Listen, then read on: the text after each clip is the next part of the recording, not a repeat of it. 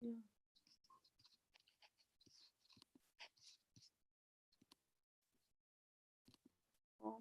Shall I begin? Yeah, okay. Good morning, good afternoon, good evening, everyone.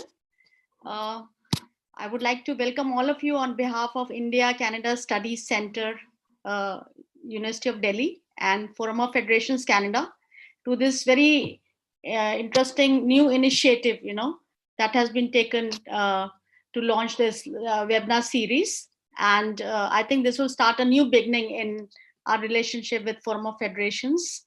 And we have a very, exciting panel, very robust panel for discussion today. And the theme of the discussion is the changing face of the Canadian and Indian federal system. And we have Professor Kathy Brock from Queen's University. Hi, Kathy. Our relationship goes back to 1990s when I was doing my PhD and I was there at Queen's University. Hi, welcome. Then we have Professor Jeffrey Hale from University of Lethbridge. Hi, Jeffrey. Welcome to this webinar. Then Professor Ian Green, is he able to join? I can't see him on the screen. Professor, is he there? Okay, not there. Okay, Professor Ian Green from York University. And we have Professor Kundu, who is the director of India Canadian Studies Center, Delhi University, and our co-director, Professor Yamini Gupta, and CEO and President of Forum of Federations, Dr. Rupak Chattopadhyay. So welcome all of you. And I think with this brief, welcome introduction, I would invite Professor Kundu or Rupak, would you like to start? Yeah, Professor Kundu? Yes, please. Yeah, okay. Okay, can you hear me? Am I audible? Yeah. Yeah, thank you. Thank you, Professor Saxena. You have already welcomed everyone. But on behalf of the Center for India-Canada Studies, I think it's a pleasant duty, for me to welcome you yet again. And I am absolutely delighted that Professor Saxena has coordinated this event. It's her brainchild, and she is moderating the event today. So good evening to everyone in India, and good morning to everyone in Canada. I know it's a very, very exciting topic, the changing nature of Canadian and Indian federalism. And I think all those who are in India, after this exciting time, will probably have our dinners and tuck ourselves into bed and think about federalism for the rest of the night, while those in Canada, while we reflect ourselves about federalism, those in Canada probably will have a chance to talk with their peers, colleagues. It's daytime, for them, and have further discussion on various aspects and of federalism. So it's a wonderful association, and I'm very happy that we could associate with Forum of Federations Canada. And I'm thankful to Dr. Rupak Chattopadhyay, President and COE, and John Light, the Director, for this association. I'd also welcome yet again our distinguished guests, panelists, and speakers today, Professor Ian Green from York University, Professor Kathy Brock from Queen's, and Professor Jeffrey Hale from Lethbridge. Of course, Professor Saxena is here, and I'd also welcome to our co-director, Professor Yamini Gupta, who holds the center together. And our center is a very unique one. We do not have a budget to run the center. We do not have any kind of manpower. We do it all our own. All Canada enthusiasts, all academicians. We do everything on our own, and we really enjoy, doing it and holding it together. I'd also take a moment to welcome our past directors of the center, who have been visionary leaders and who have really worked hard. In March, we'll be completing 30 years of the center, and we had we organize a host of academic activities all throughout the year. and our past directors have played a very instrumental role, and they're still helping us in every way possible. And I also welcome our advisory committee members, our core members, and our distinguished members. And I hope we'll have heads of departments of the University of Delhi, principals, college teachers, and students as well, and all other participants who are here. Without taking much of time, because I am a man of science and I spend time along with scientists, do not worry about federalism as much. And we used to worry when I was in US, and friends in different states across US, we used to talk about who has to pay income tax, who doesn't. And there's one advantage or sort of a disadvantage, an aspect of federalism that comes in. But I am an ardent student, and I love to hear from you and learn about the various changing aspects of federalism, the advantages, disadvantage, where we are moving, where do we hope to see ourselves in the next few years. And I'm very happy that you have spent time to be with us, and a very, very warm welcome to you all. I think we can begin now, Professor Rekha. Thank you, Professor Kundu. May I now invite Dr. Rupak Chattopadhyay? Thank you, Rekha. A few words. Yeah. Thank you. Let me start by thanking the Center for the collaboration and for Rekha for taking the initiative to bring this together. I hope, as Professor Kundu said, and I see Professor Gupta is on as well. So, thank you very much for the collaboration. I hope this is the first of many. It would be wonderful to have, a range of activities collaboratively in the time to come, and we hope that we will have, something on a grander scale moving forward. But I think it's also fitting for us to collaborate with the Center on this occasion. 75 years of India's independence, 75 years as a federation. A lot of the Indian system is inspired, as you know, from Canada. Canada, as people might know, became the world's first holding together federation in 1867. Also, probably the world's first, well, not probably, but definitely the world's first Westminster-style federation, something that India has emulated over the years. And of course, when India elaborated its constitution, Canada, certain aspects of the Canadian system were inspirations for India's early constitution makers. I'm delighted we've been able to put together such a distinguished panel of Canadian experts, from Professor Jeffrey Hale, Professor Kathy Brock, and Professor Ian Green, to talk about the Canadian experience. And Rekha has very kindly taken on the task of moderating this discussion and reflecting a little bit on the Indian context and how Canada's experiences resonate in India. Thank you very much, Rekha. Over to you. Thank you, Rupak. So I think let's start our discussion. So may I first invite Dr. Kathy Brock, but before inviting Kathy, I would just like to give a brief, introduction, to the theme of the seminar, because my PhD was also on federalism in Canada and India, and I spent a year at Queen's University in 1999-2000, and my two of my books are on Canadian Indian federalism. So as Rupak rightly pointed out, Canada was the first country in the British Commonwealth that combined, the parliamentary features with federal features in its constitution, British North America Act 1867, followed by Australia in 1901, and then India in 1950. And as we all know that both India and Canada, they were former British colonies, and therefore they had, similar, institutions and similar growth of institutions. And both India and Canada started as centralized federations, but both the countries are gradually moving towards greater federalization of its polity, and therefore the great comparative federalist K.C. Weir, described both India and Canada as examples of quasi-federal. But he did make a distinction. He said that in case of Canada, the constitution was quasi-federal, but in actual practice, Canada was more federal despite its constitution, because some of the overriding powers, like reservation of a provincial bill or disallowance of a bill, they were in disuse. But in case of India, he argued that both the constitution as well as in actual working, India is quasi-federal, center dominated, especially in one party dominant phase of the Congress party. But since Canada, since 1960s, I would say, and India since 1980s have been moving towards greater federalization, of their polity. And in both the countries, I would say party system transformation and judicial interpretations have been important factors that have led towards this greater federalization.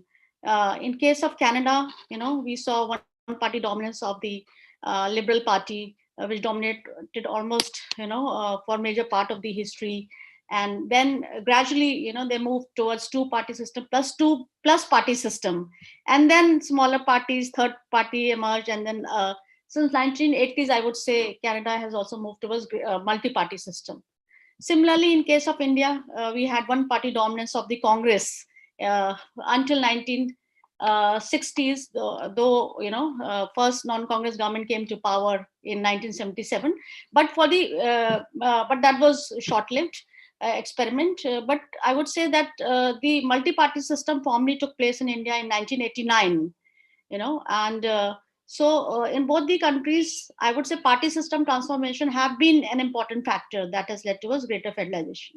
Similarly, I would say in both the countries, judicial interpretations have been very favoring the cause of state autonomy.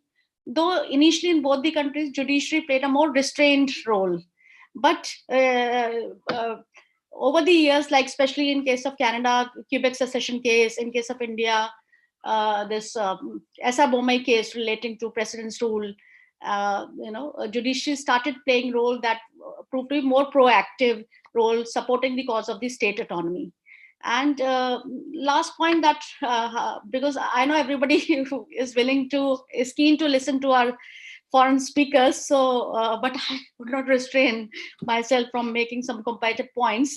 And as far as I would say that the nature of intergovernmental relations also in both the countries have been executive federalism, and because the structural logic of parliamentary system suggests that the upper house will be weak. In case of Canada, the Canadian Senate, there was a big debate going on Senate reforms. Similarly, in India, the Rajya Sabha, that is, a weak house.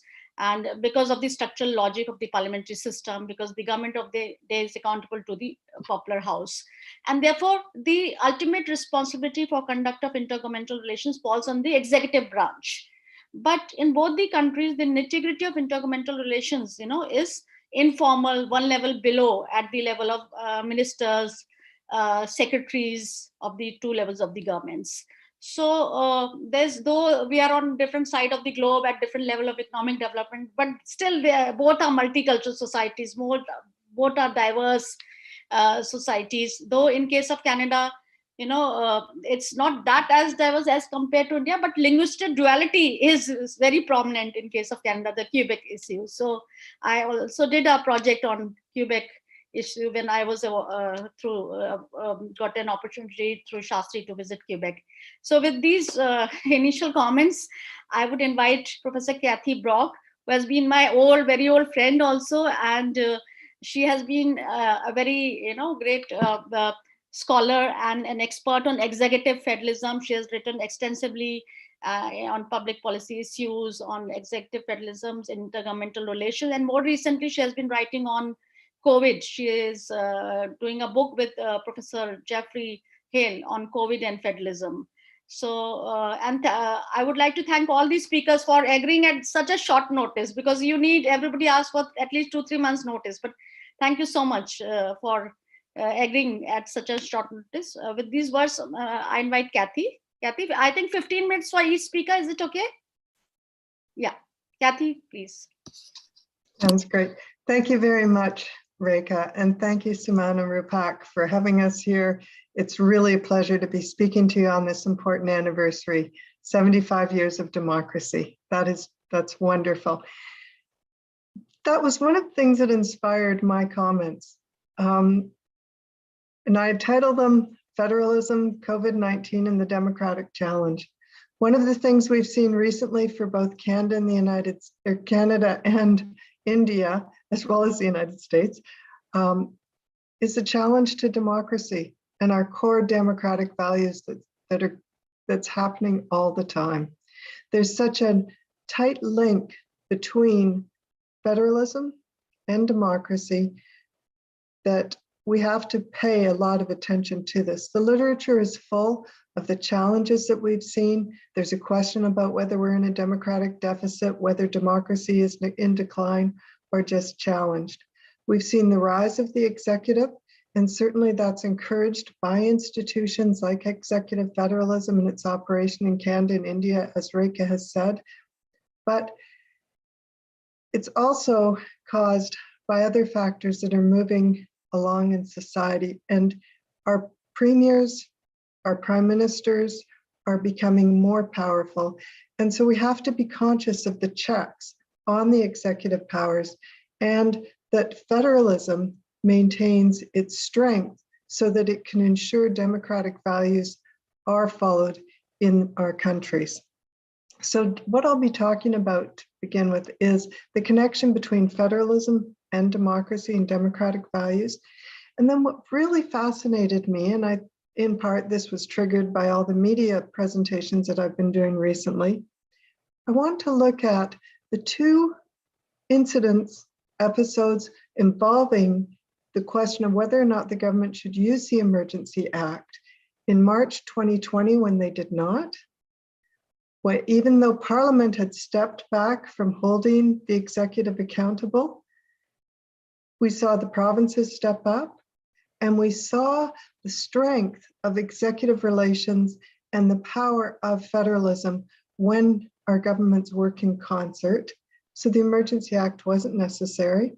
And then I'll contrast that with what's happened just recently, when the Emergency Act was invoked by the federal government in February 2022, and why the difference, why we've seen it. And I'll be looking at how the executive has been empowered, the centralization of powers that has occurred, the repercussions of this. One of the things that we've seen that was different is Parliament was still weak, but the executive, the federal executive, had been emboldened by the recent election, and there was a mixed response from the provinces on this. And then I'll unpack some of the consequences for this talk. So very quickly then, democracy in decline or just challenged. We've seen issues surrounding questions of transparency, accountability, and responsibility, particularly as our public sectors have moved towards results, measuring results, and moving away from some of the procedural protections that are in place to ensure that democracy is protected in countries like Canada and India. We've seen the rise of the executive, and certainly this has been traced by Donald Savoy in Canada, by extensive academic literature on this. We've said that part of the empowerment is due to the media, part is due to the creation of social media and the effect that's had on popularizing prime ministers, turning them into semi-rock stars, and how that's deflected attention away from our legislative bodies, making it more difficult for them to hold government to account. Policy complexity has also contributed to a natural shift of power towards the executive, because you need more coordination across departments, across governments. And so that this then leads towards centralizing trends within Canada, within India, within other countries as well. It also deflects attention again away from the importance of Parliament. And this comes at a time when the Supreme Court of Canada has been warning us and reminding us regularly that the executive must be subject to both parliamentary scrutiny and to a strong judiciary as well, so that we know that our constitutional limits on the government are observed. What happened with COVID, apart from the human devastation, the social, economic devastation that occurred, was It challenged our institutions, how they operate. We heard a dialogue about agility, about the executive needing to take control, needing to institute programs, and the federal government in particular needing to institute programs and maintain some consistency across the country. This mitigated against some of the restraints that federalism imposes on our democratically elected governments and reminds them that we need diversity and we must embrace diversity if we're going to have a strong country. Federalism is important because it preserves regional identities, but also preserves a united whole. It helps us to find the right balance. It allows us some flexibility. But the key idea, and one of the things that I think we always have to think about, is that federalism is designed so that there can be a peaceful articulation of differences, of key concerns of different citizen groups throughout the country, and our governing institutions, by being multiple, having federal, provincial, municipal governments, having the federal government and provinces work and territories work together on some issues and apart on others, allows for the accommodation of those differences within the country. The cross-cutting cleavages that are created among the citizens then allow for regional differences to be reflected at the national level and for policies then to respond on multiple levels to citizen needs. We have local characteristics then, but we can also have national linkages, and that's how you create unity and diversity, the core idea of federalism. Well, these ideas really came into play with how the Emergency Act was used in the last 2 years. We saw that the Emergency Act was questioned at the beginning of COVID. So I'm going to start just by laying out the Emergency Act very quickly. And the conditions, first of all, it says what the conditions are for its usage. It has to be protection of values of the body politic, preservation of sovereignty, security, territorial integrity. It goes into the definition of an emergency, urgent and critical situation of a temporary nature that seriously endangers lives, health, safety of Canadians. And the key thing with the Emergency Act is it says it cannot be invoked by the federal government unless the situation exceeds the capacity or authority of a province to deal with it. It refers to provincial powers and provincial authorities very strongly throughout the legislation itself. There are 4 types of emergency. The first one that the government's considered invoking was a public welfare emergency, which dealt with disease and other conditions. The other one, and when it was used, was for a public order emergency. And the government said that the demonstrations that were happening in response to vaccine mandates had reached the point of causing a national emergency. The Act also goes into compensation, liability, indemnification, and it says that it must be used subject to parliamentary supervision, and those sections are very strong to ensure there's democratic controls on the executive. As for federalism, it says that an emergency should not be called unless it cannot be effectively dealt with under any other law in the country.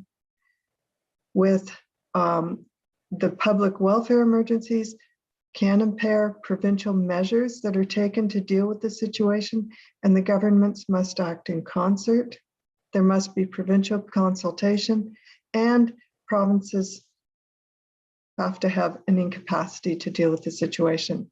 Under the public order emergency, provincial consultations.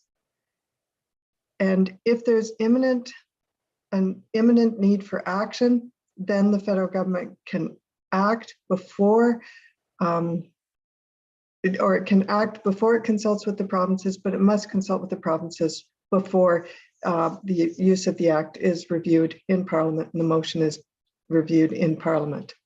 So what happened in the first phase? In the first phase, Canadians were generally supportive of governments. Federal, provincial institutions worked together to address health, social, economic challenges. Parliament stepped back. It put restrictions on itself, not as strongly as were in India, but Parliament did step back, and its accountability of the executive was weakened. Executive federalism swung into practice. It was fascinating to see how our governments used mechanisms that had not been used extensively before, but they brought out these mechanisms and they began to meet in formal conferences, one meeting, but more informally through calls, weekly calls, so that there were 28 calls between the premiers and the prime minister in the first year of the pandemic. The governments were agile.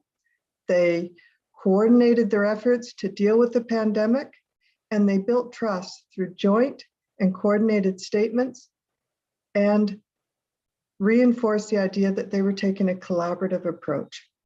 After the first year, cracks were showing, yes.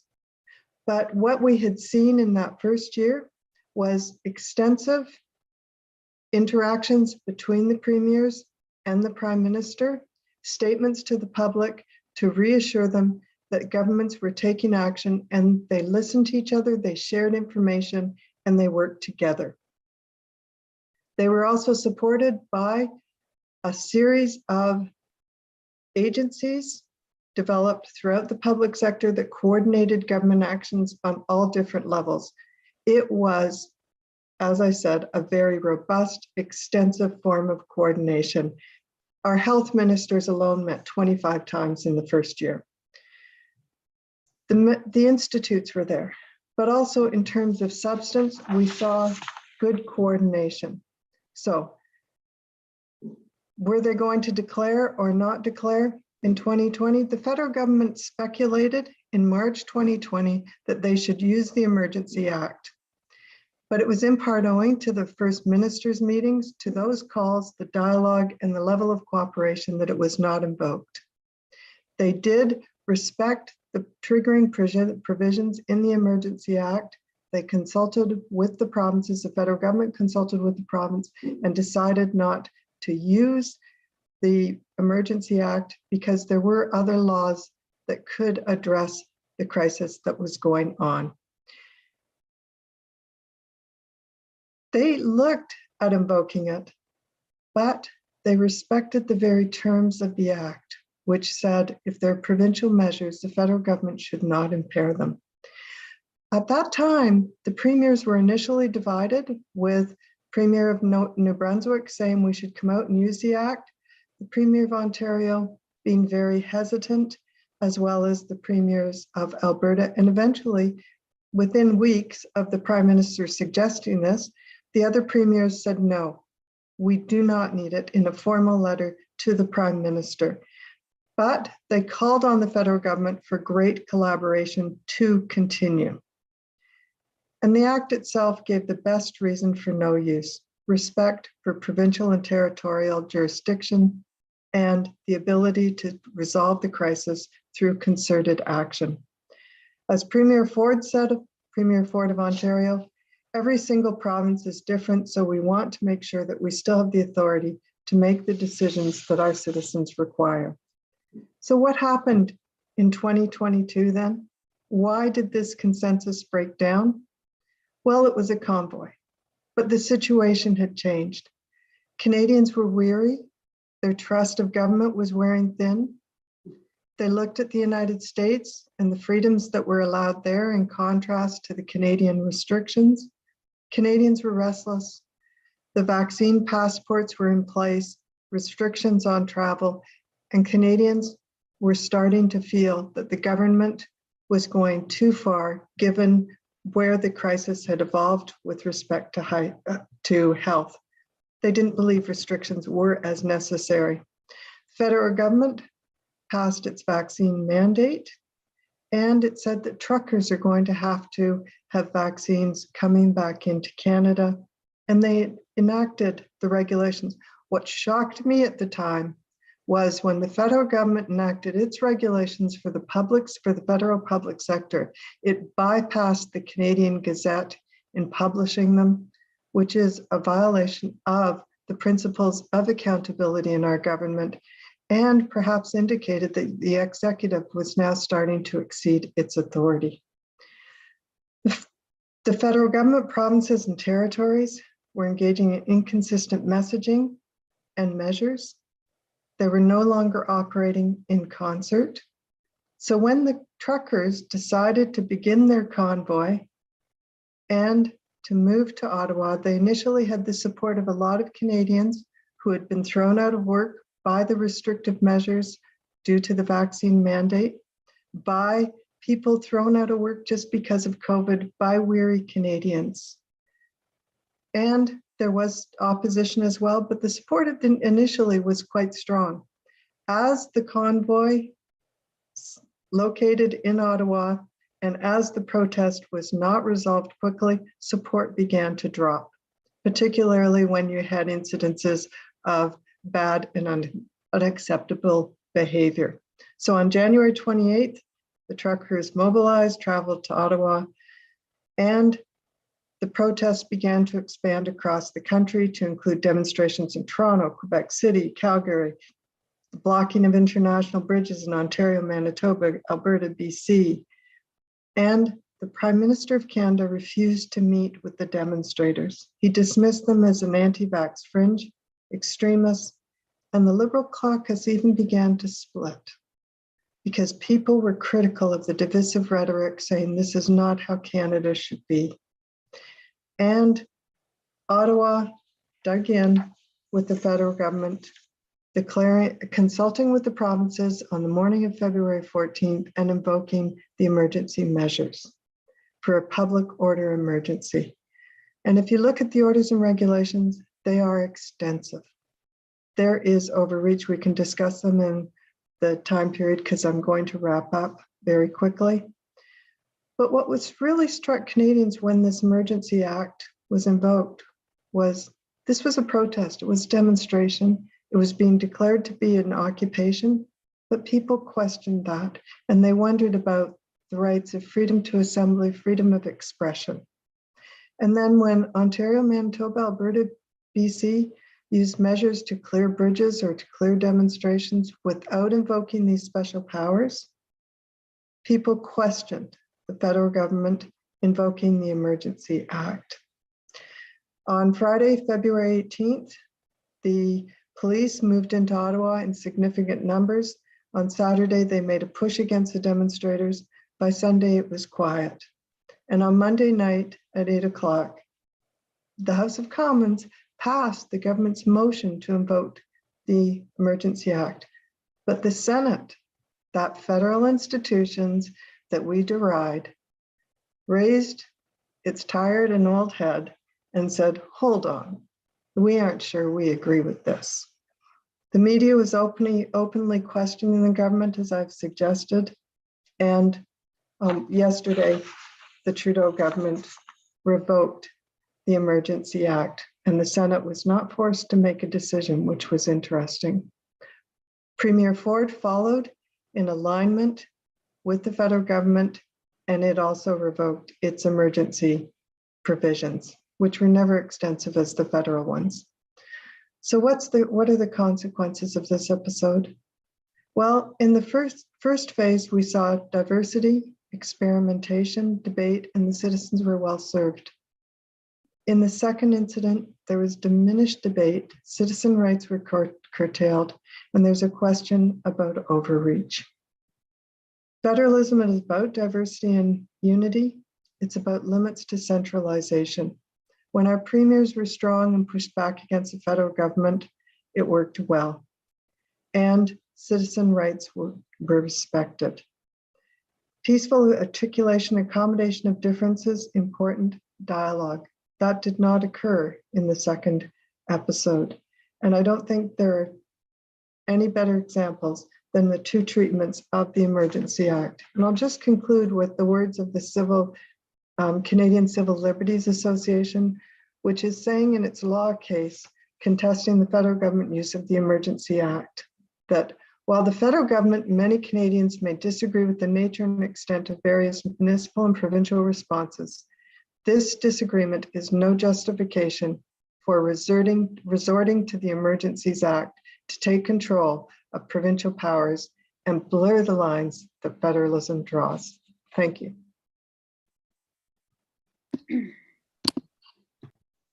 Thank you.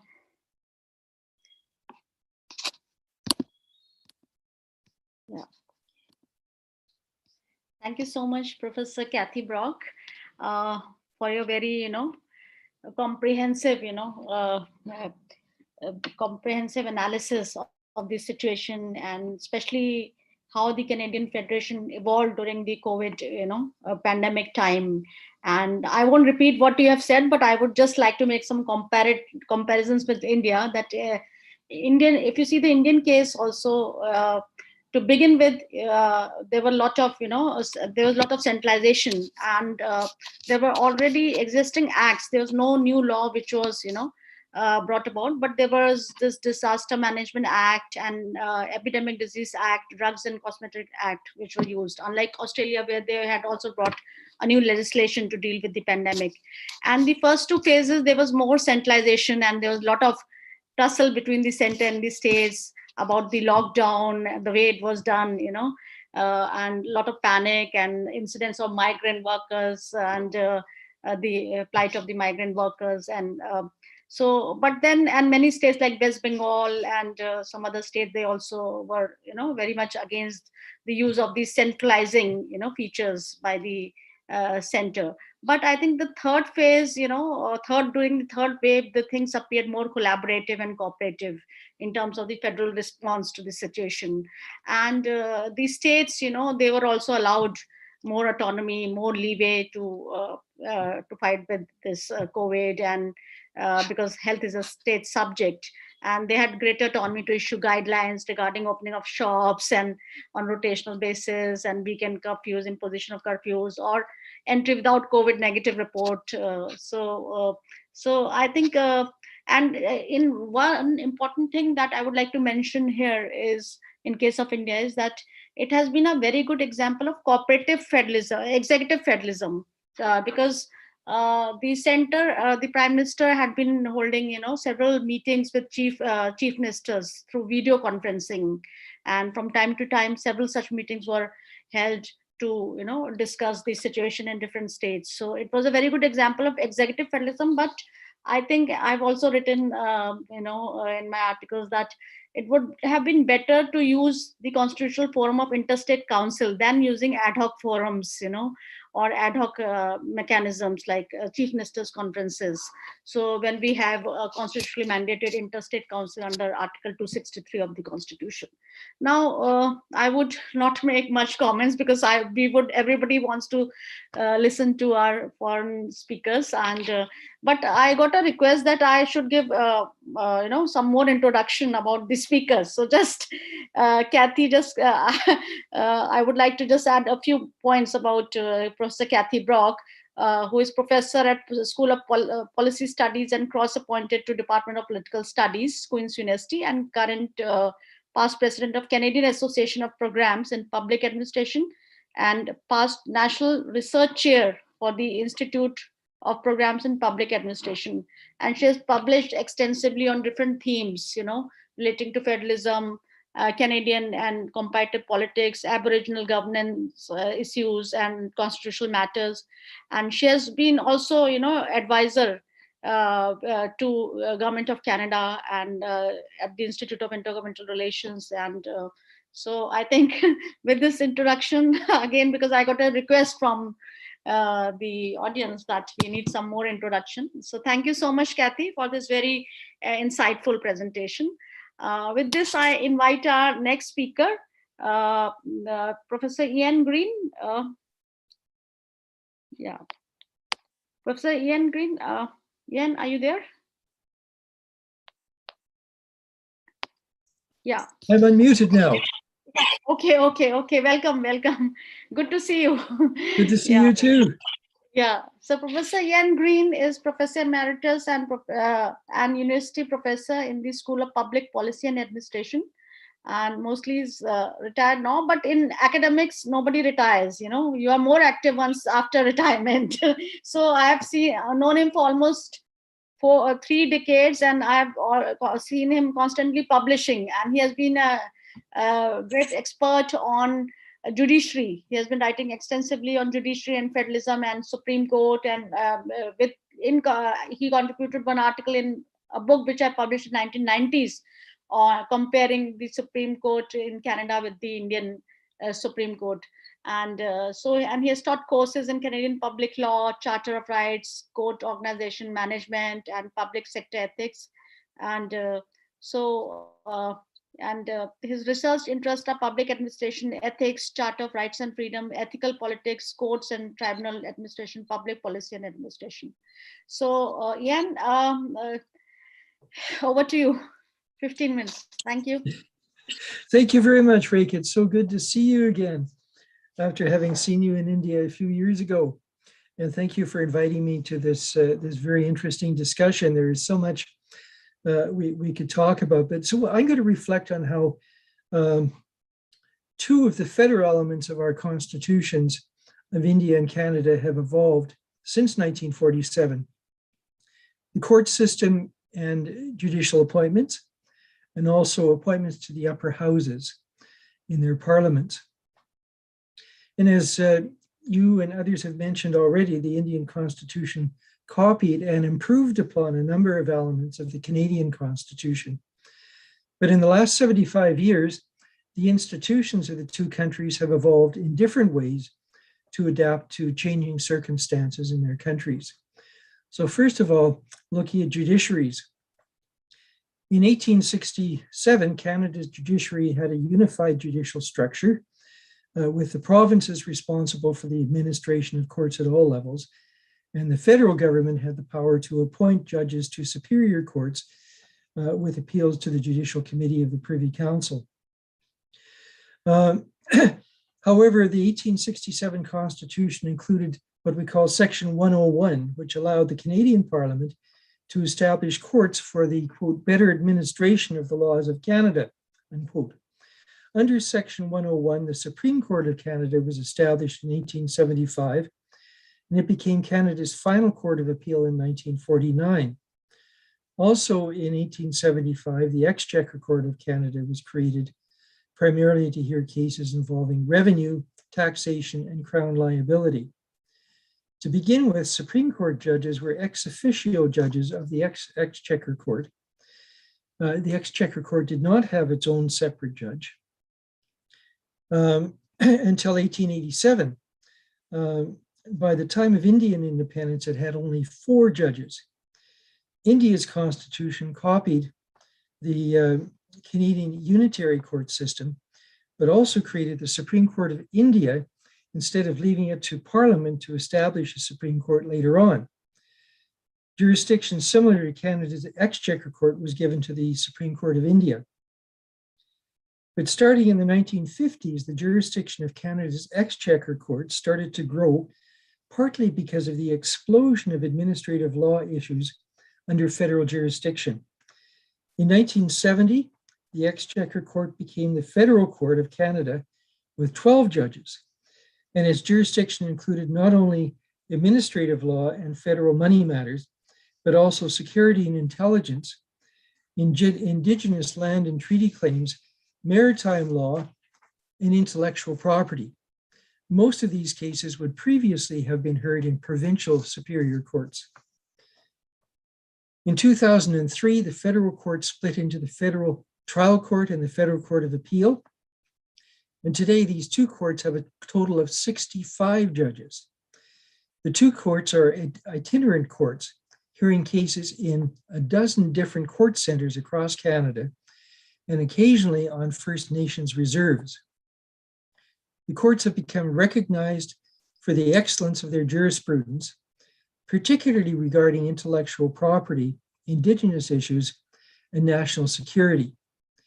Had the federal court been created prior to the 1947 to 50 period, it's interesting to speculate whether the Indian Constitution might have included an equivalent federal court separate from the Supreme Court. Because the federal court hears cases that in the absence of a federal court in Canada would have been heard in provincial superior courts, the federal court has somewhat reduced the importance of the provincial courts. And the federal court has taken a national rather than provincial perspective in its jurisprudential areas. Because of this nation-building court, there was significant opposition in some parts of Canada to the creation of the federal court, especially in British Columbia, our westernmost province. But this federal court survived this challenge, and it continues to be a nation-building institution. Canada's Constitution gives the federal cabinet the power to appoint judges to the Supreme Court, the federal court, and the courts of appeal and the superior courts in all the provinces. Currently just over 1,000 positions, or about half the Canadian judiciary. The Indian Constitution in Chapter 4 gives the President of India the power to appoint Supreme Court judges, and there's a collegium system for the appointment of High Court judges by the President. These appointments are made in consultation with the Prime Minister and the Chief Justice of the Supreme Court, who consults with appropriate senior judges. In effect, this means that the judiciary reproduces itself in India. This was a much better system than the system of patronage that developed in Canada for the appointment of Supreme Court judges and other federally appointed judges after 1867. However, since the 1960s, judicial appointments in Canada, the system for their appointments has been evolving. And I think that India could learn something from Canada's experiments. There have been many criticisms of the collegium system. Excuse me just a second, an alarm has just gone off. I'll be right back.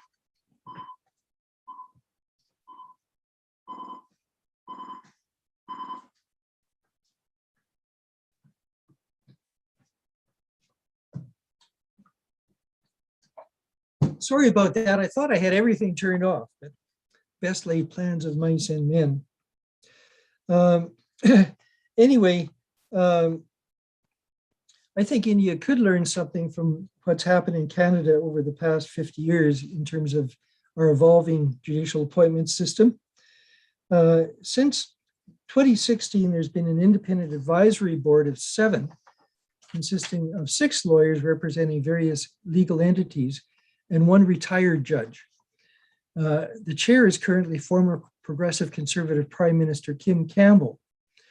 When there's a vacancy on the Supreme Court, the board does extensive consultation to create a list of exceptionally qualified candidates and then presents a short list to the Prime Minister. So all this can be done without a change in the Constitution.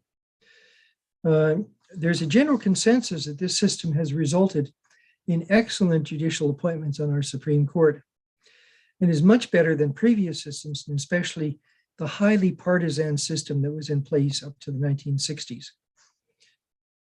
With regard to other federal judicial appointments, those aspiring to judicial appointments must apply through the Independent Office of Federal Judicial Affairs, which sends the applications to one of 17 judicial advisory committees based on region. There are 3 committees in each of Ontario and Quebec because of their populations. These committees represent various lawyer groups, but also include 3 members representing the general public who need not be lawyers. Anyone can apply for these positions.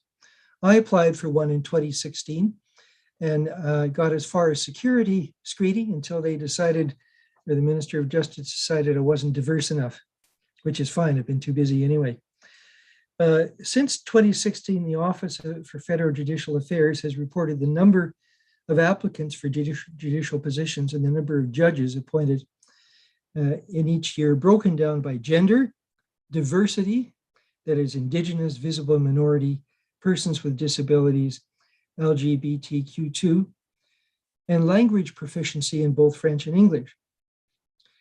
The Judicial Appointments Advisories Committees have gone through various stages of evolution in the past few decades, and they're less partisan today than at any previous time.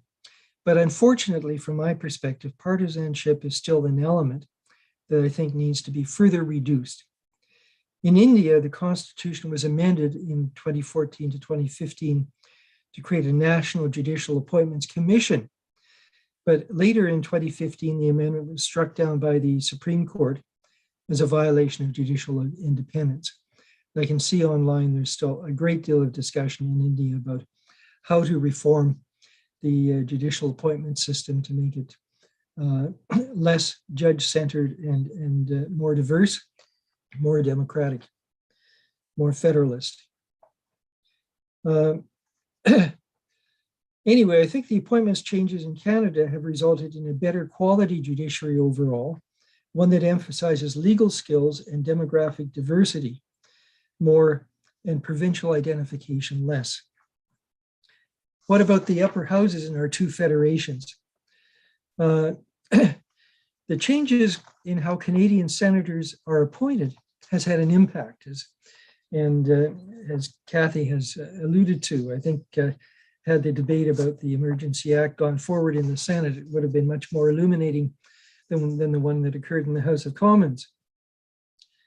These changes have in some way reduced the forces of regionalism, though the debates leading up to the changes stoked regional tensions. Canada's Senate has always had two major purposes, what Canadians call a chamber of sober second thought, and a place where regional interests might sometimes be more effectively represented than in the House of Commons. Although the Canadian drafters of our Constitution had envisioned a non-partisan Senate, from the beginning and up until the past few years, the Senate was stacked with partisan appointments. Stephen Harper, the Conservative Prime Minister from 2006 to 2015, tried very hard to create a system of elections for selecting new senators. But the legislation that he introduced to accomplish this was declared unconstitutional by the Supreme Court. During the Harper years, there were a number of scandals surrounding senators, most of whom were Harper patronage appointments. In the 2015 federal election, Justin Trudeau promised to create a non-partisan system for Senate appointments. After the Liberals won the election, an independent advisory board on Senate appointments was created, consisting of a chair and two other members appointed by the federal cabinet, and two ad hoc provincial or territorial members for the province or territory where a vacancy needs to be filled. The chair from the start has been Huguette Lebel, who had served as a deputy minister for 19 years for both Conservative and Liberal governments and was considered one of the most competent civil servants in Ottawa. There are 105 Senate seats in Canada, 14 of which are currently vacant. The remaining 91 senators have formed four different groups. 42 are part of what is called the Independent Senators Group, and 13 call themselves the Canadian Senators Group. The Liberal senators became the Progressive Senate Group in 2019, and there are still 16 senators who are part of the Conservative Senate Caucus. 6 senators are non-affiliated. This new kind of Senate has had to develop its own procedures for introducing government legislations into the Senate and liaising with the House of Commons.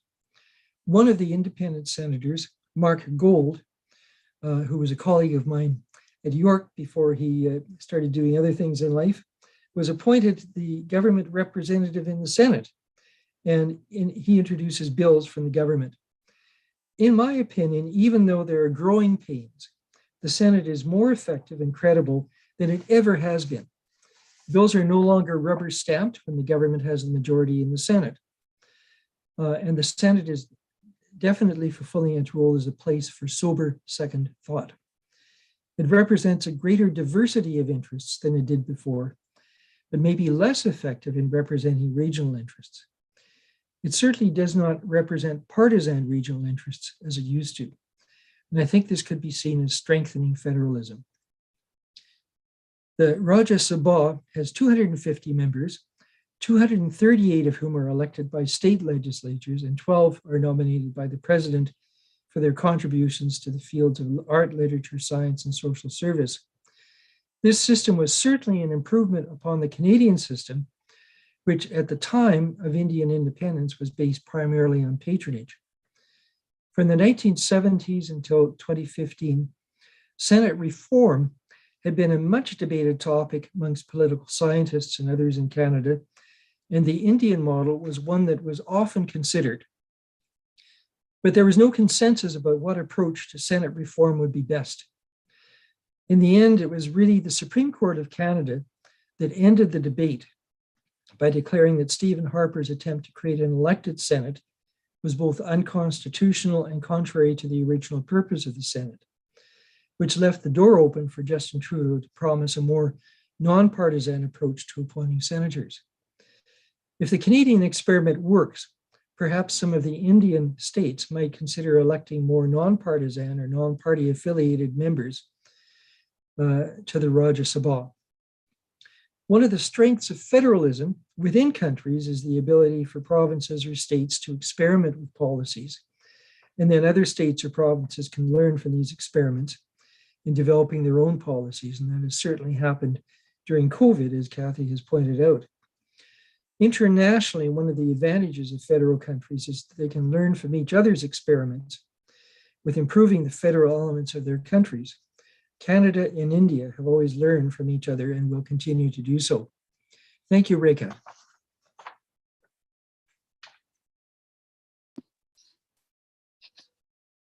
Thank you, Ian, for this very insightful presentation and drawing comparisons about the Indian and the Canadian judiciary and the upper house.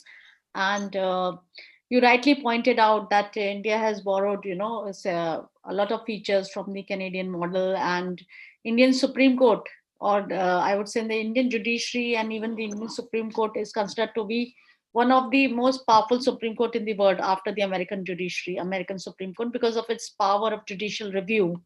And that the court draws from this part 3 of the Constitution on fundamental rights, and also Schedule 7 dealing with distribution of powers between the center and the states, division of powers, which is mentioned in the Constitution. And you also pointed out about this collegium and the judicial appointments. That is a very, crucial issue in India, much debated, and for long there's been demand to remove the collegium system and set up this National Judicial Appointments Commission. But the attempts failed, and in one important case, Advocates on Record 2015 case, it was declared unconstitutional because it affected this basic structure of the Constitution, that is independence of the judiciary. So thank you so much for making this interesting points of comparison. And about Senate reform, that is, I'm also doing a project on Rajya Sabha. So you rightly pointed out about that the Indian Rajya Sabha. But I think the structural logic of parliamentary system suggests that the upper house will be weak because the government of the day is accountable to the lower house. But in India, or in any federal system, I would say the very rationale for having a upper house is that it would represent the federating units. Okay, but in case of India, in both the houses, Lok Sabha, popular house, and Rajya Sabha, the upper house, the seats are in proportion to population of the state. So larger states dominate in both the houses, and especially in one-party dominant phase, there was no much difference between the two houses. But since 1989, I would say that there has been oppositional majority in the Rajya Sabha. And therefore, it has tried to play a more important role protecting the rights of the states. But there was a domiciliary clause which was abolished, by an amendment, and the matter went to the court. It was challenged in a writ petition by Kuldeep Nayyar that this domiciliary clause should be retained. And even MM Panchi Commission, I was also member of a task force of that commission, that also recommended that the domiciliary clause should be retained. And even it also went to the extent of arguing that we should also explore whether we can have equal representation like the American Senate, but that needs to be debated. So thank you so much for your very enriching presentation. Thank you so much, Ian. Now I move to our third speaker, Professor Jeffrey Hale. Jeffrey, are you there? Good morning. Yeah, hi, how are you? Well, thank you. Yeah, thank you. Welcome to this program. And Professor Jeffrey Hale is Professor of Political Science at University of Lethbridge. And following his undergraduate studies at Princeton University, he completed his master's and PhD studies at University of Western Ontario. And he has extensive background in public policy, business, government relations before joining University of Lethbridge faculty. And he has published many books, and one of his recent book, which is in the pipeline, is with Professor Kathy Brock on COVID and federalism. And his research areas are trade relations, foreign economic relations, and North America. You've been working on relations in North America. Over to you. 15 minutes. Thank you. Thank you so much, Professor Saxena. It is a pleasure to participate in this panel, and I want to acknowledge the work done by my former and late colleague, Professor Bhagwan Dua, who built strong relationships between the University of Delhi and the University of Lethbridge before his passing a few years ago. Canada is, of course, one of the world's most decentralized federations, both in terms of its intergovernmental division of power and its fiscal arrangements. Both Canada and India have seen considerable trends towards decentralization during the past 75 years, as has been previously discussed, with the emergence of extensive networks of intergovernmental transfers, not just from the central governments to provinces or states, but also to municipalities. However, unlike India, the level of direct federal funding to municipalities in Canada is constrained by the constitutional tradition that municipalities are creatures of the provinces rather than separate orders of government. Dr. Saxena has asked me to speak to federalism-related areas of my research, particularly fiscal federalism and international trade. This talk addresses three sets of issues in the short time available. First, how does fiscal federalism bridge the gap between current fiscal capacities of provinces and, to a lesser degree, municipalities and their extensive responsibilities, whether constitutional or delegated? Second, how and why has Canada's system of fiscal federalism evolved since the 1940s? And thirdly, how has Canadian federalism interacted with trade policies in the 34 years since the initial negotiation of the Canada-US Free Trade Agreement?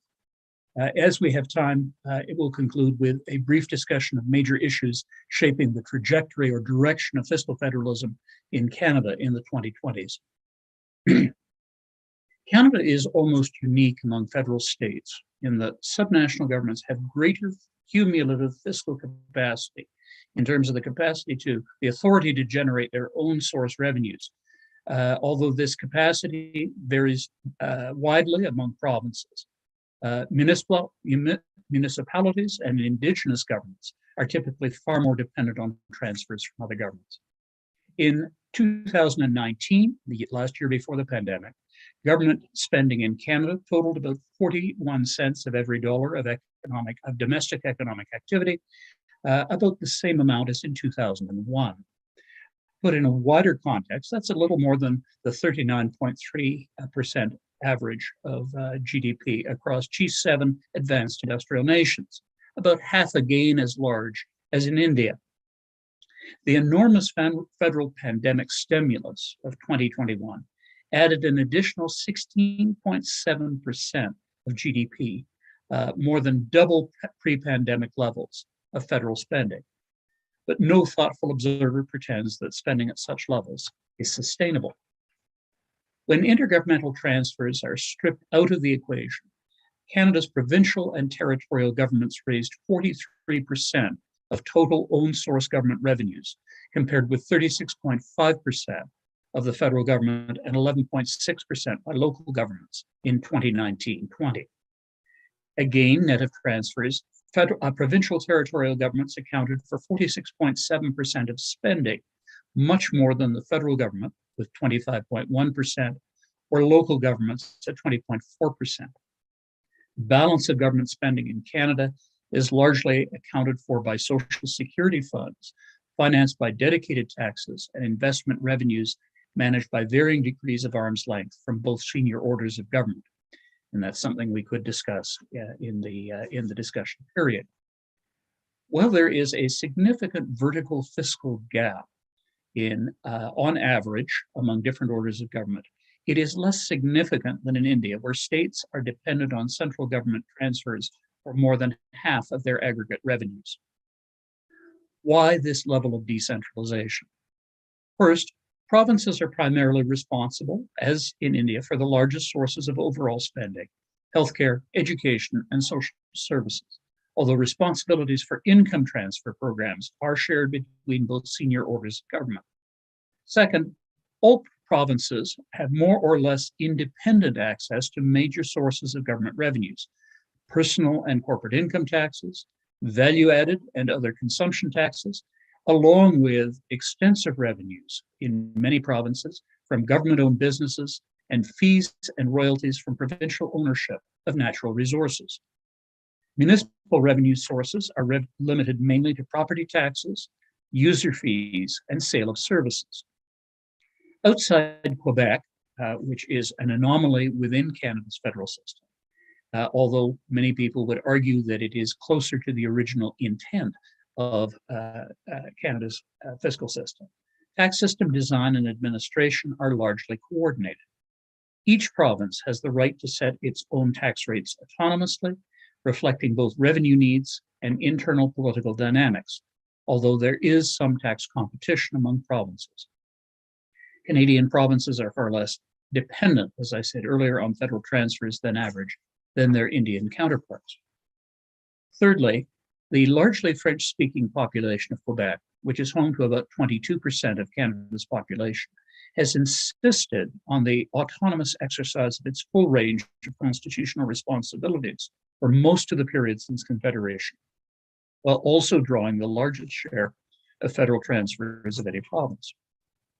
Quebec's capacity to enforce its autonomy through a strong provincial state and assertive representation in the federal parliament, often from nationalist parties in recent decades, serves as an anchor for other provinces, especially the larger ones, in preserving provincial autonomy and the capacity to set their own spending priorities.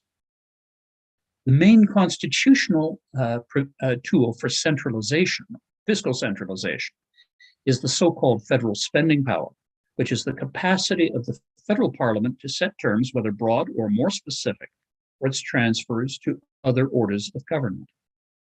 Major federal transfers to other orders of government accounted for 21.2% of federal spending in the last pre-pandemic year, close to the average of the last 10 years. Federal transfers amounted to 19.2% of overall provincial and territorial revenue in 2019-20, a little above the average of the previous decade. However, provincial transfer dependence varies widely between the wealthier provinces, about 16% in Ontario and British Columbia, and the high 30% range in the poorer provinces of Atlantic Canada. In terms of spending, provincial dependence on federal transfers is far less than in Canada than in India, between 19 and 20% of provincial spending in recent years, compared with 54% of Indian state-level spending in 2014-15.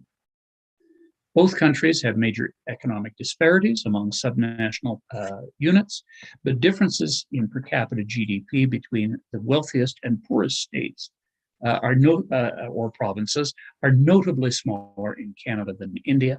While Haryana has about 5 times the per capita GDP of Bihar in 2015, the difference between Canada's richest province, Alberta, and its poorest one, Prince Edward Island, was a factor of 1.85.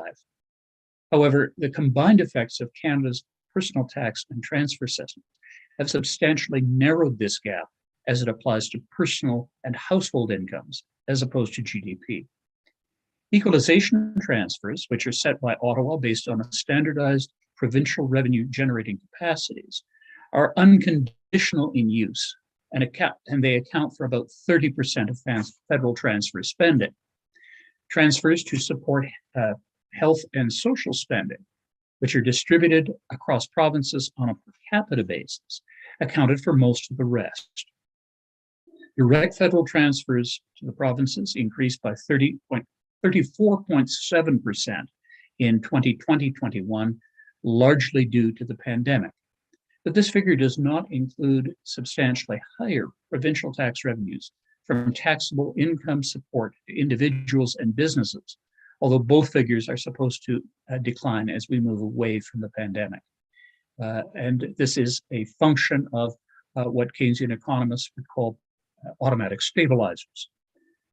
Budgetary processes in Canada, as in India, are subject to separate but independent actions of federal and provincial ministries, parliaments, and legislatures.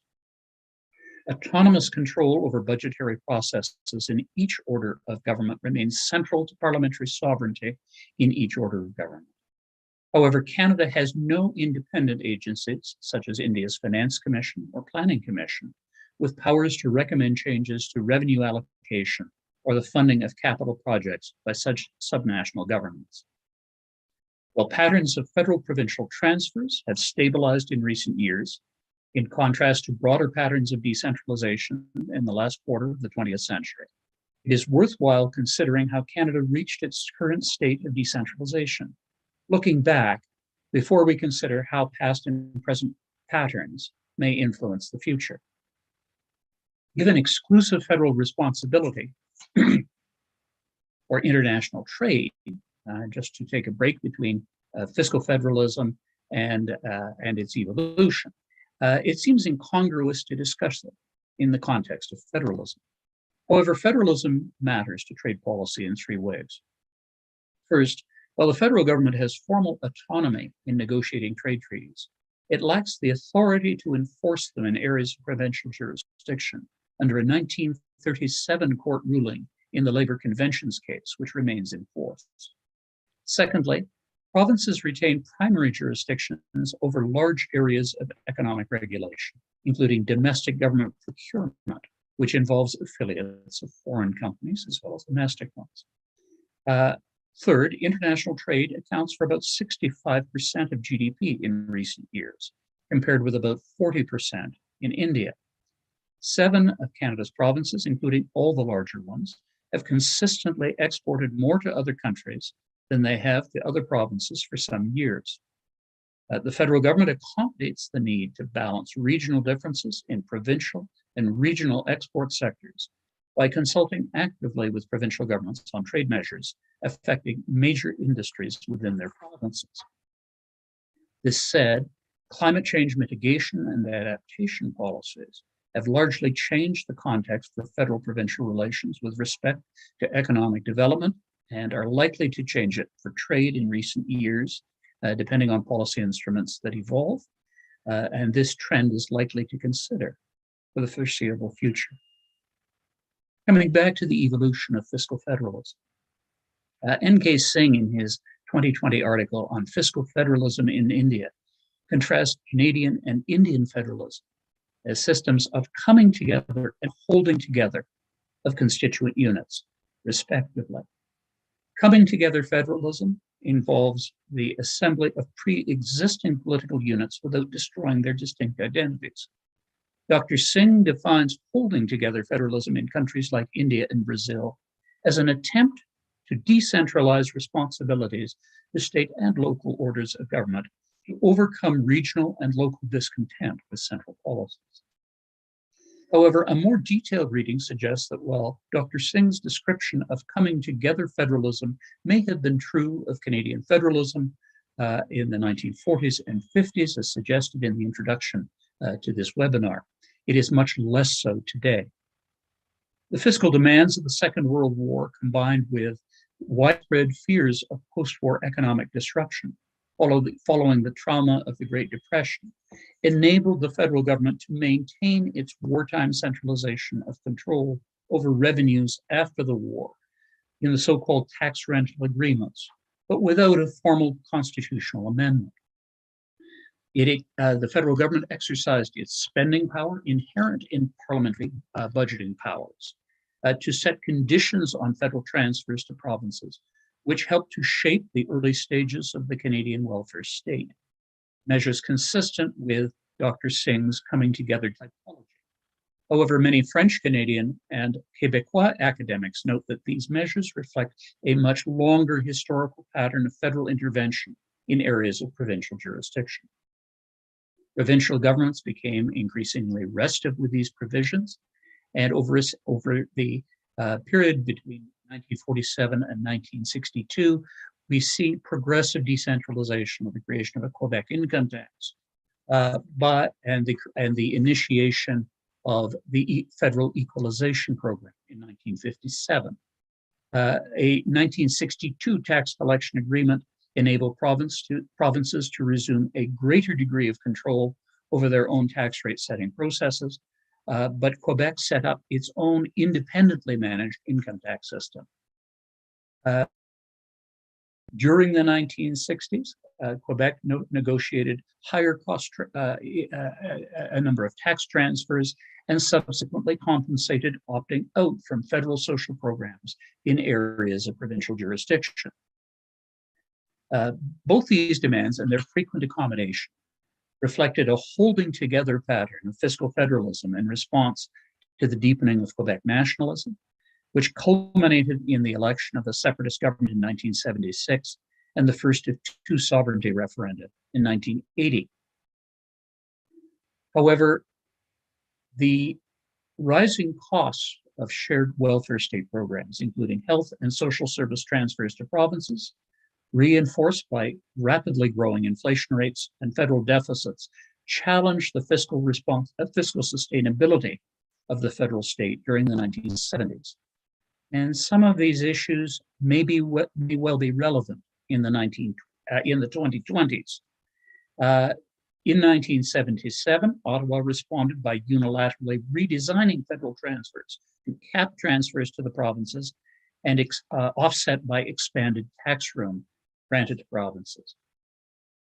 These conflicts were reinforced by growing federal efforts to appropriate or preempt windfall provincial revenues from rising energy prices through a mix of price controls and export taxes on oil and gas, whose reversal became a priority of energy-producing provinces during constitutional reform negotiations in the early 1980s.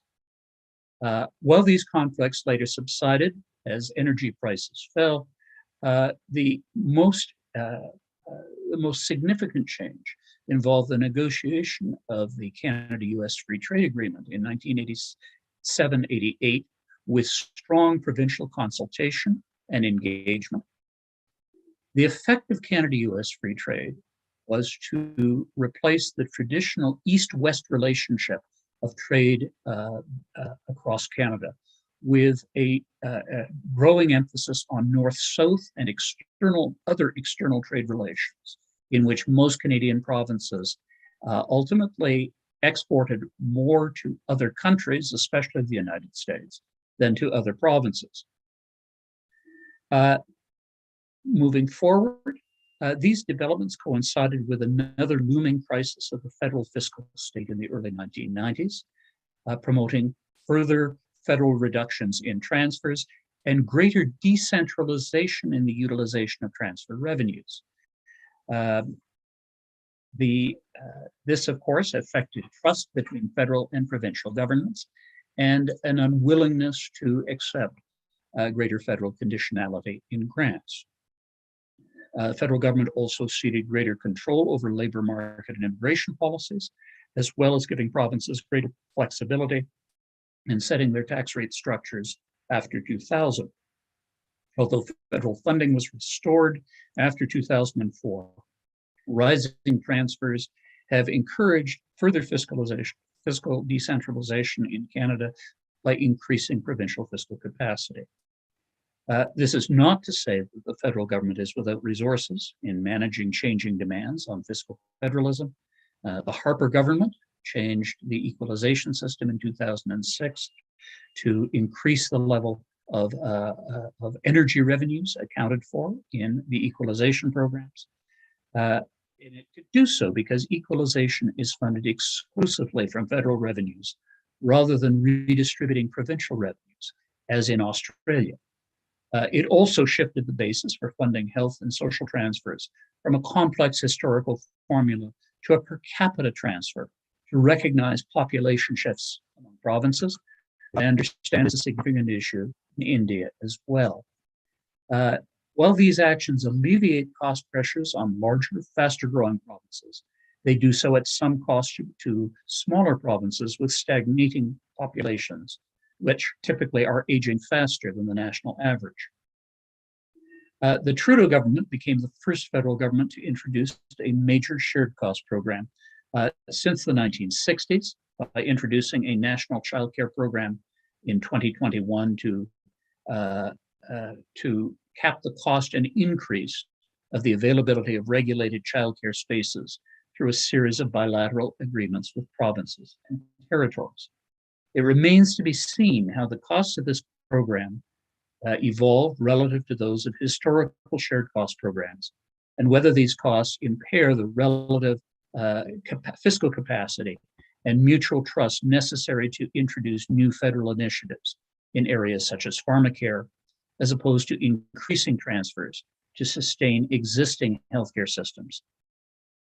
During the last 60 years, major changes to Canada's system of fiscal federalism have emerged either from political shocks, stress points that could not be accommodated through incremental changes, or from economic shocks, the cumulative effects of chronic deficits and rising debt levels which threaten the sustainability of federal finances, and through it, Ottawa's capacity to serve as a fiscal balance wheel through fiscal stabilization, and adapting to longer-term challenges in Canada's economic and social structure.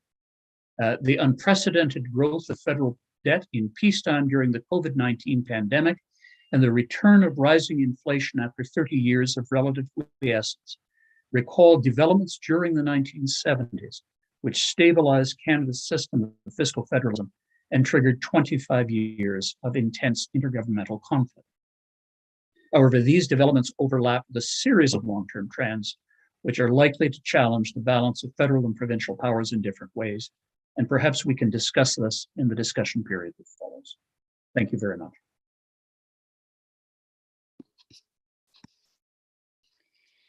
Yeah, thank you so much, Professor Hale, for this very, enlightening presentation, making some comparisons between India and Canada and raising important issues regarding fiscal equalization and how transfers takes place. And I'm not I find fiscal federalism too technical, so and because I work on political institutions, so but I think in India also fiscal federalism is facing many challenges, and that includes increase in vertical fiscal inequity, distortion of fairness in interstate distribution, erosion of policy autonomy at the level of states, etc. So now we are running out of time, so I would start with, there are many questions from the viewers, so and you can respond to them.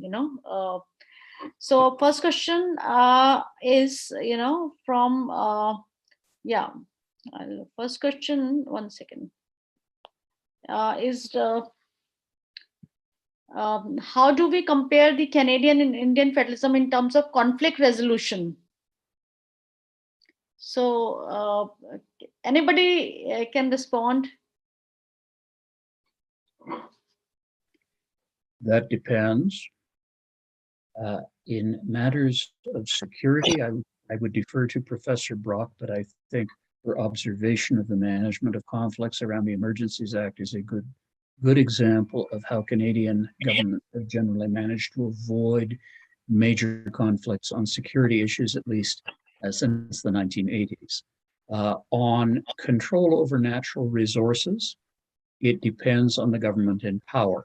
You will recognize that Congress and the BJP have had different approaches And with the decentralization of party systems in India, they've had to take different approaches to the resolution of regional conflicts.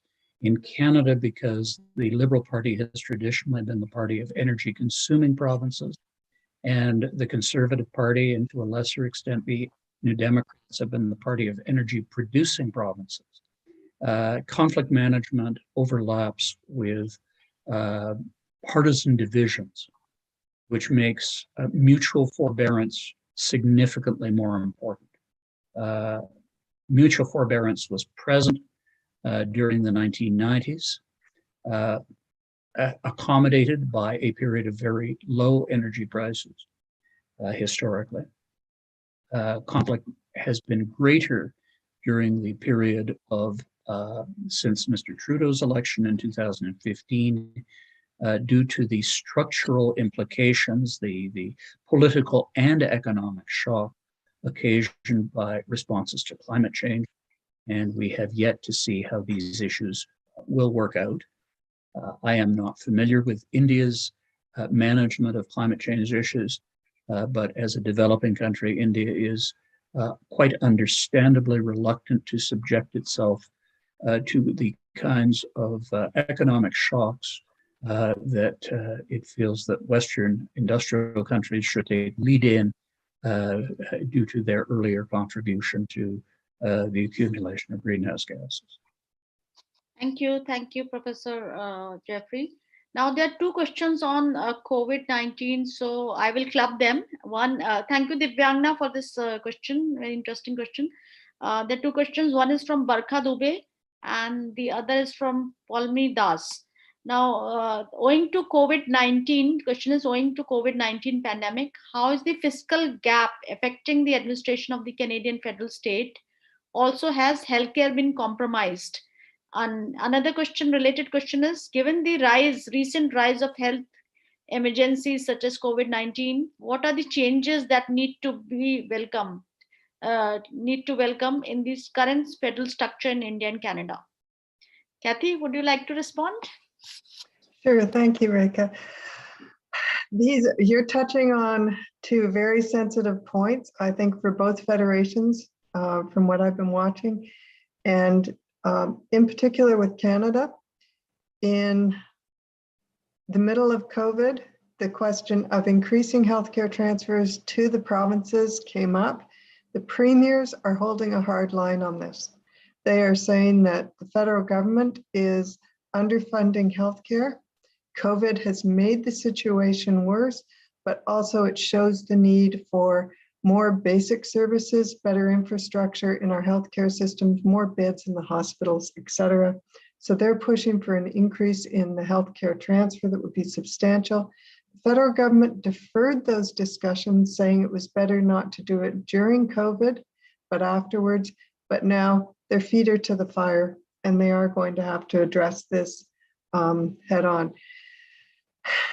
The fiscal gap is a tough question as well, because it does go to the ability of the provinces to raise funds, but we're also seeing another dimension that really became evident in COVID, and that was the incapacity of the municipalities to meet their rising expenditures, particularly as the other two levels of government are offloading more responsibilities onto the municipalities. We don't have a question for this. We do know that some of the municipalities are organizing to push the federal government for more funds, and the provinces are arguing with the federal government that we have to find a rebalancing here. So this is a very tough one, I think, as well. The other thing I would add is just on the previous question, the elements of social cohesion in the two countries are very important. And we certainly see questions coming up in COVID that are associated around questions of religious and cultural practices. And that's created a divide in Canada that we don't have an answer for right now, particularly with Quebec and some of the latest legislation it's introduced restricting the wearing of religious symbols, for example, and that's causing some divisions and tension among the provinces and it makes it hard to reach resolution on issues like the fiscal gap in healthcare as well. Thank you. Okay, thank you, Kathy. There's one question, by Vasavi. How has social policy in Canada been impacted by trade liberalization policies since 2000?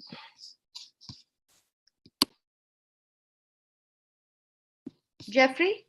What was Would you the like second to- half? How have social policies been impacted by?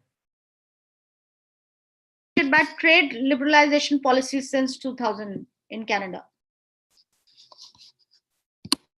The initiative of the Liberal government of the 1990s was to try to integrate economic and social policies by building behavioral incentives into the design of social policies.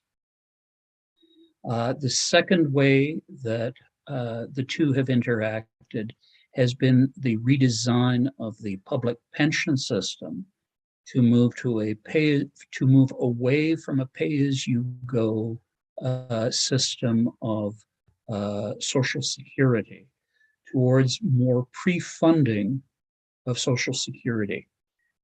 So there was a shift towards lower income taxes, a shift towards higher social insurance taxes, which were lower in Canada than in many other countries.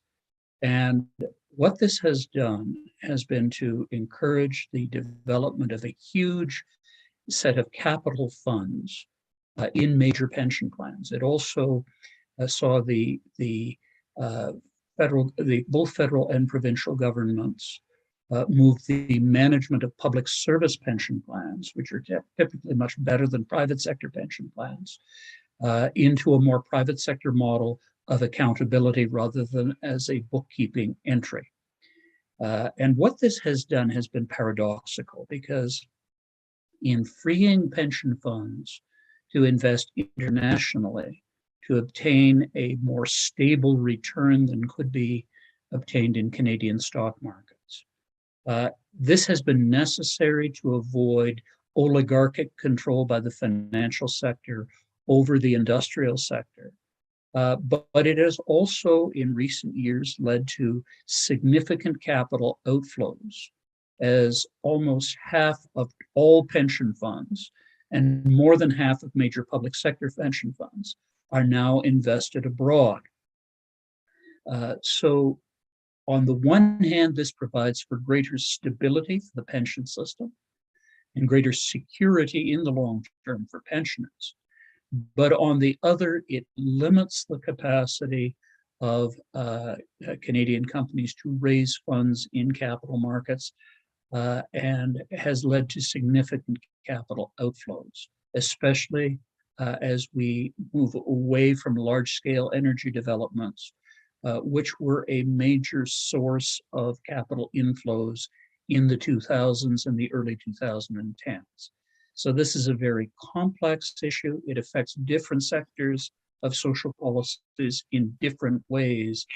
But this notion of integrating social policies and behavioral incentives so that they become mutually reinforcing is a critical one going forward. I'm not sure it's one the current federal government necessarily understands, as well as some of its liberal and conservative predecessors.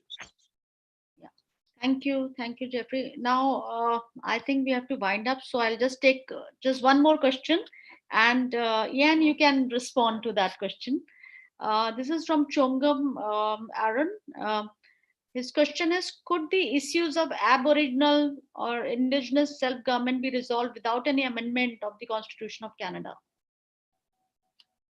And the answer to that, I think, is yes. And there are already some examples of First Nations self-government that are quite promising, and they will continue to develop. And they have been able to occur without constitutional change. I had talked earlier about the federal court and some of it, the impact of some of its jurisprudence. The federal court for a number of years has been doing judicial review of litigation by a group that was pressing for better funding of child welfare in reserves and out of reserves for First Nations peoples across Canada. And a few months ago, it culminated in a federal court decision made by one of the First Nations judges in the federal court. And it's actually, the federal court has had a project to make its hearings available by webinar. The only one that I've found that is available completely by webinar is that particular litigation. And so if you're interested in these kinds of things, you can go to the federal court website and find it. But that has resulted in a promise of $40 billion altogether in support of better child welfare systems in First Nations. And that is supporting also self-government initiatives, which includes child welfare. So changes are occurring without having to change the Constitution, which is a very difficult thing to do in Canada. And I'm impressed with some of the changes going on. Thank you so much, Ian. So I think we have to, it's time to wind up. So thank you so much for your very, interesting comments and observations and interventions. And now I invite the co-director of the India-Canada Studies Center, Professor Yamini Gupta, to give the formal vote of thanks. Professor Yamini, are you there? Yeah. Professor Saxena, if you don't mind, our board member, Professor Panja, requested one question to be included. Oh, okay. 1 second. Sure. Where's the question? So her question is for Professor Brock, Kathy Brock. And she says that I also found her comment about the rock star status of some PMs and heads of state interesting, as that seems to inhibit criticism. So she requested Professor Brock to comment. Sure. It's something that we've noted recently, and particularly with our current Prime Minister, Justin Trudeau, is he does have a sense, he has a lot of charisma, much like his father, but in the time of social media, it gives him a better platform for reaching out to people, and yes, for cutting off some criticism of his government quite legitimately. It also means that when he dismisses people or doesn't give them respect, then you do get more piling on, as you saw with the truckers. So that's the downside of that, but it does insulate him. One of the things we saw was Justin Trudeau, Doug Ford, some of the other premiers were front and center at the beginning of the pandemic, and they used social media and the media more generally to really bolster their support, and they gathered a lot of support. The problem is, it still holds the old principle that if you're overexposed, then the people start to get weary of you. And that's one of the things that the premiers have seen, and even Justin Trudeau is now facing. And when the public starts to turn against you in social media in particular, it's hard to stop that. That's the point that Justin Trudeau is at right now. And that's why there's speculation about his future. So much like rock stars, when you're great, people love you. When you start to decline, it can be tough to reverse.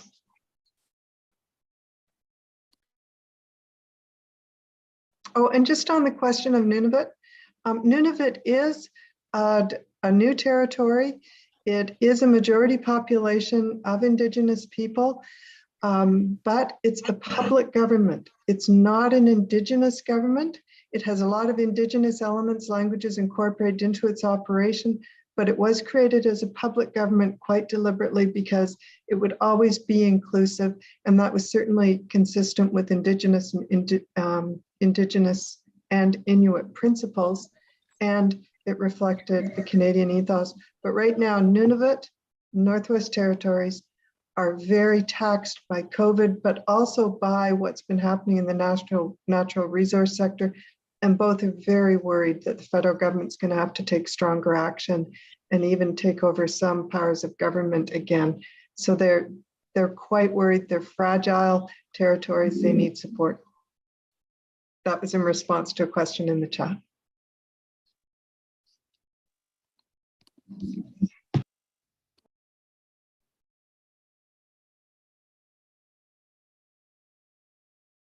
Please unmute yourself, Professor Okay. Rekha. Yeah, Dr. Kundu, is there any other question? Yeah, okay. So over to Professor Yamini for vote of thanks. Thank you.